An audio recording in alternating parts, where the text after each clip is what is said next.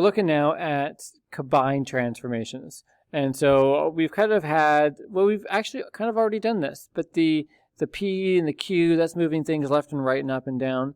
But the A's and B's have only been -1s, and so they can be other numbers as well. And so this is how we do this in Western Canada. And when we do these transformations, there is an order. I was telling you BEDMAS. And so typically what we do is we do any flips first. Flips or reflections, however you want to word it. And then after that, and this is the new part, we do any stretches. So we can stretch or we can compress. And then lastly, we will do any shifting, left or right. So those are the three things. Now, when I do the way I teach it, where we come up with a rule that's good for all the points, these things are all built into that. So you don't need to know that too much. You don't need to know the order with which we do things, because we're going to generate a rule that we can just put any number in and it will spit out, after we do a little bit of simple math, it'll spit out the new transformed points. But if you were doing this in a more traditional sense, you would be given like a drawing. And then the first thing you would do is have to flip it, which I can't even do. Yeah, flip it. And then you would have to shrink it. And then you would have to move it left. And then you would have to move it right or down or something. I don't know.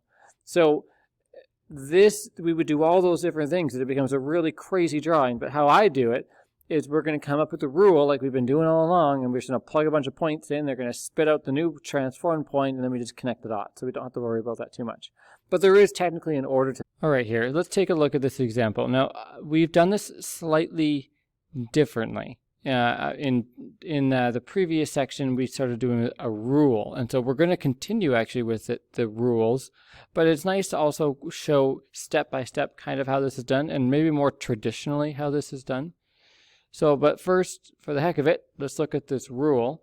So the rule says, let's do some things to x and do some things to y. And whatever's done to x is always done the opposite. So you can see here it says timesing by 2. So I'll take that x and I'll divide by 2. So I'm making it smaller. I'm compressing the x by 2. I'm cutting it in half. It's called a compression. And then I'm minusing 4. I'll do the opposite. I'll add 4. So that's going to be 4 units to the right. Now, if I take a look at the y, I do exactly what it says. It says times by -3. So I'll write that. I'll put -3y. Let's just write -3y. So I'm timesing the y by 3, which is making it bigger. It's a vertical expansion because I'm timesing the height by 3. And then I also have a vertical flip. And then it says -5, and I'll do that as well. That means I'm going to shift in the y direction -5. It means I'm moving down by 5. So this is how I will do it kind of in the future. But it's nice to write these things step by step. So let's take this point, so here, 4, -10, and move it through. So we're going to be doing some horizontal stuff. Now this 2, it says times by 2. You think, oh, we're making it bigger. But if you look at the rule, you see we're actually taking the x and we're cutting it in half. So it's a compression. So we say there's a compression horizontally by 2, or by a factor of 2. And so we will take the 4 and we'll do what it says here, divide by 2. Well, 4 will become a 2 because we cut it in half. And then it says we're going to translate horizontally. Now it says here in our rule we're going to add 4, so we're going to move right. So we're moving 4 units to the right. So we'll take that 2 and it will become 4 units to the right. We'll add it up to 6. So if you had just taken 4 and plugged it in here, you get 4 over 2 is 2, 2 plus 4 is 6, you get the final answer. But we're just showing step by step. Well, first we cut it in half. We did a compression horizontally, and then we ended up moving 4 units towards the right. Now, let's take a look at the y. So this is -10, -10. Now we do have a reflection. It's negative out here. So there's a vertical reflection. So I don't quite know how to write that other than write, okay, let's say it's vertically reflected, or it's reflected. Let's just change this a little bit here. So I just moved that over. So it's reflected vertically. If I can get this to right here. Let's see.